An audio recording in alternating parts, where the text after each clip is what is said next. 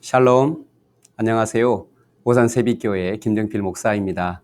제가 하나님의 은혜를 입어서 성격에 대해서 공부를 하게 됐는데요. 신앙과 성격에 대한 내용들을 좀 알게 됐습니다. 그래서 신앙과 성격에 대한 스토리를 엮으면서 왜 이런 성격으로 살까? 책의 제목을 이렇게 잡아서 책을 출판하게 되었고요. 제가 공부하면서 느끼는 것은 성격을 알게 되면 길이 보인다 하는 것이 중요한 내용이었습니다. 성격을 알게 되면 우리 주님이 보이고 주님의 사역이 보이고 왜 주님이 필요하셨는지 더 구체적으로 알게 되는 것 같고요. 내 자신이 왜 이렇게 살고 있는지, 내 안에 문제는 뭔지, 또 고쳐야 될 것은 무엇이고 내가 붙잡아야 할 사명과 비전은 무엇인지 이런 것들을 생각할 수 있고, 타인을 볼 때에도 왜 저 사람은 저렇게 살아가는지 좀 이해할 수 있는 길이 보이고, 또 동역하고 협력할 수 있는 길이 보이는 것 같습니다. 그래서 이 책의 내용을 좀씩 다뤄보려고 하는데요. 오늘은 첫 시간으로 시작하면서 몇 가지 질문들을 해보려고 합니다. 성격과 신앙에 있어서 궁금한 것들이 있으신가요? 이 질문에 대하여 제가 한 7가지 정도 준비했는데 OX로 한번 대답해 보시죠. 이미 잘 알고 계신 분이 계실 것이고, 그리고 그 이유도 설명할 수 있는 분도 계실 것입니다. 또 어떤 성도, 또 어떤 분들은 잘 이해하지 못하고 감으로 추측해서 맞히는 경우도 있을 것입니다. 어쩌면 후자에 해당되신 분들, 정확한 정보와 지식을 갖지 못하고 계신 분들은 앞으로 이 영상을 보게 되면 많은 도움이 되리라 생각이 됩니다. 자, 그럼 한번 질문을 하나씩 다뤄볼까요? 성격과 신앙에 대한 궁금증. 첫째로, 성격과 신앙은 관련이 있는가? OX. 여러분 어떻게 생각하세요? 아무런 관련이 없을까요? 아니면 어떤 관련이 있을까요? 그럼 다음 질문. 그럼 성품과 신앙은 관련이 있는가? OX. 여기에서는 대부분 O를 선택할 거라 생각이 들어요. 왜냐하면 성경에도 성품에 대한 이야기가 나오고, 이것은 신앙과 연결이 되어 있다는 것을 어느 정도는 감을 잡고 있다고 생각이 됩니다. 그럼 세 번째 질문. 성격과 성품은 같은가 다른가? OX.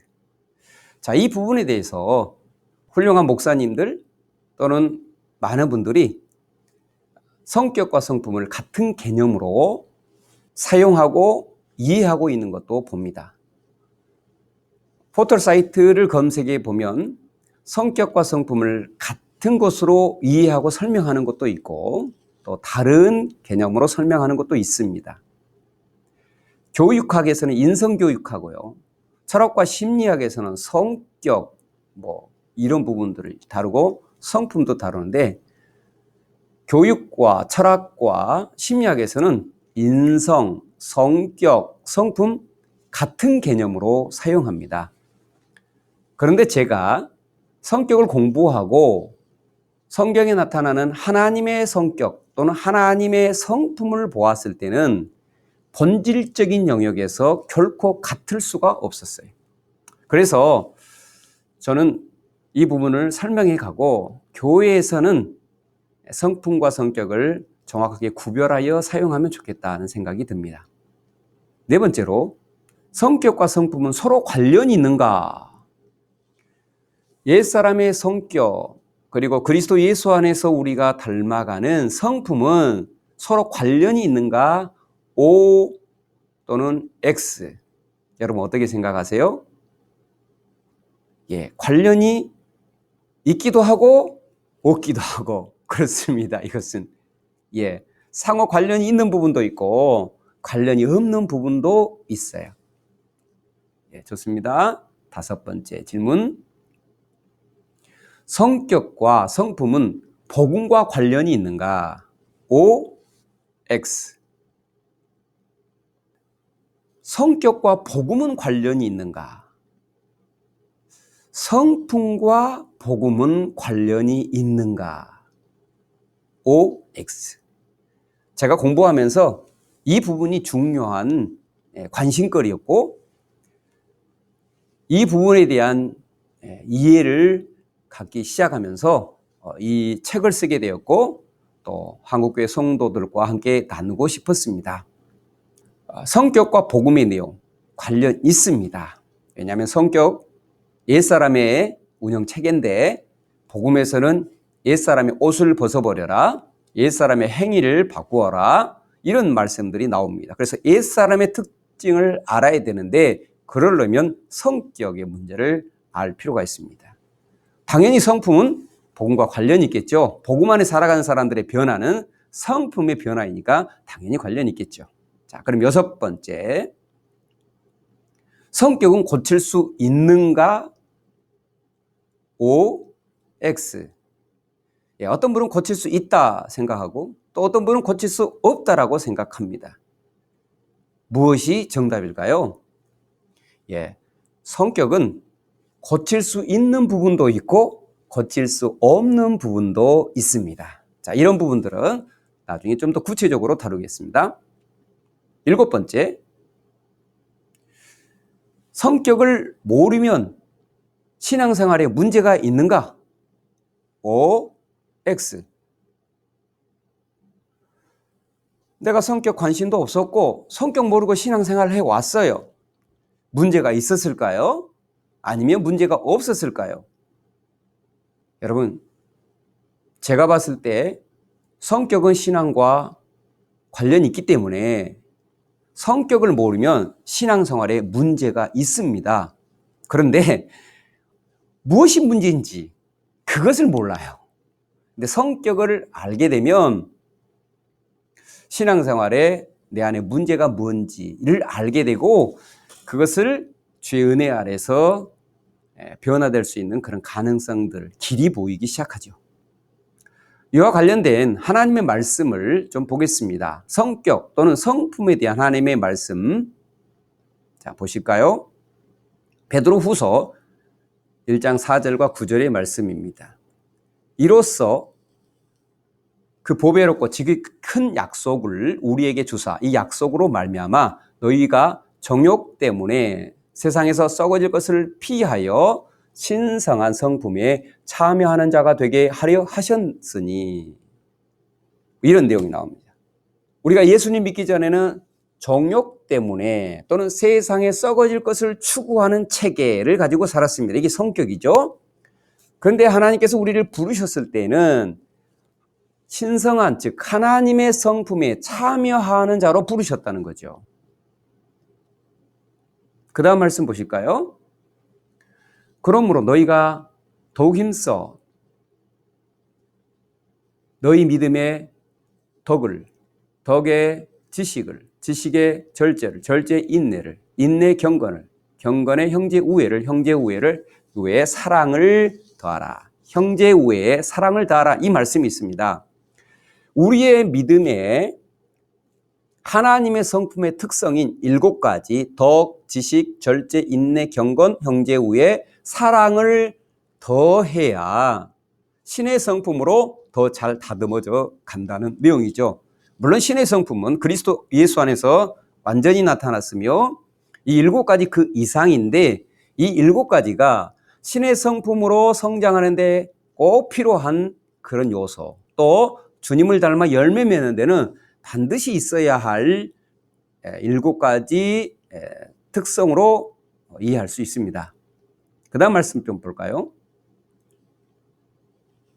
이런 것이 너희에게 있어 흡족한즉 너희로 우리 주 예수 그리스도를 알기에 게으르지 않고 열매 없는 자가 되지 않게 하려니와, 이런 것이 없는 자는 맹인이라 멀리 보지 못하고 그의 옛 죄가 깨끗하게 된 것을 잊었느니라. 매우 중요한 말씀이죠.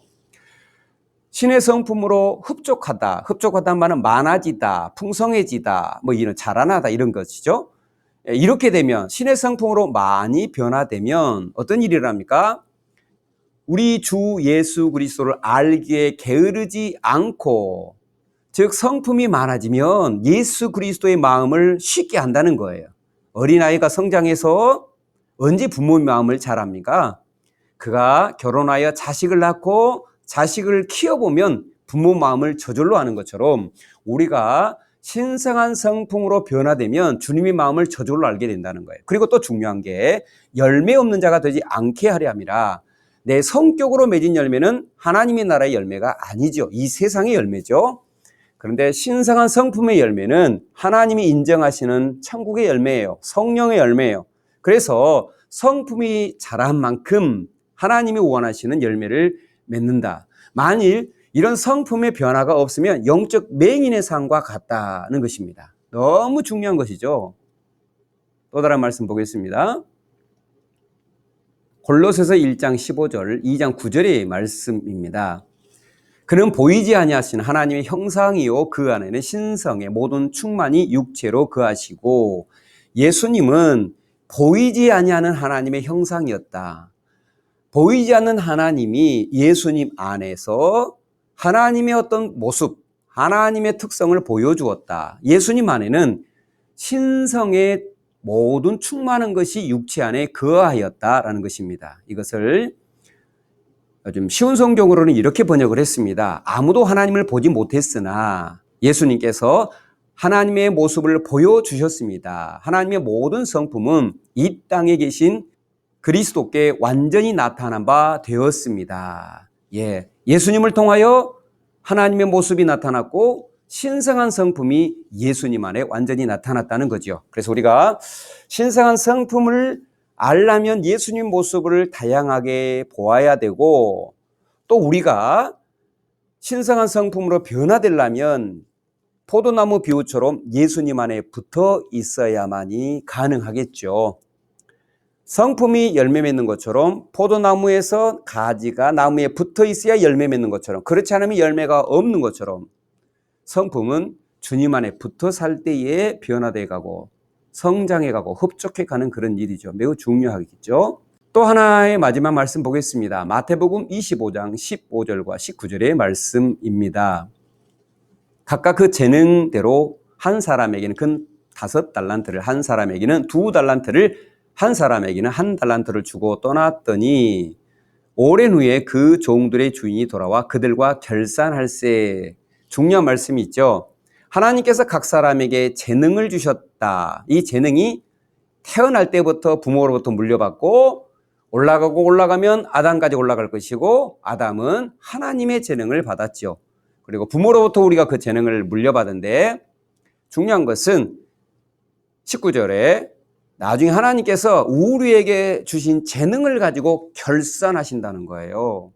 내 재능 가지고 내가 어떻게 살았는가? 여러분 잘 알다시피 1달란트 받은 사람은 하나님을 위하여 사용하지 않았습니다. 그리고 주님께서 칭찬하고 인정하신 분들은 그 재능을 가지고 주님을 위해 살았던 사람들이죠. 그래서 성격을 알게 되면 내 재능이 뭔지를 좀 더 구체적으로 알게 되고 나는 옛사람으로서 어떻게 살고 있는가 이런 모습을 좀 더 볼 수 있습니다. 또 이미 잘 알고 계신 분도 계시죠? 이제 첫 시간으로 이렇게 질문을 하고 시작했습니다.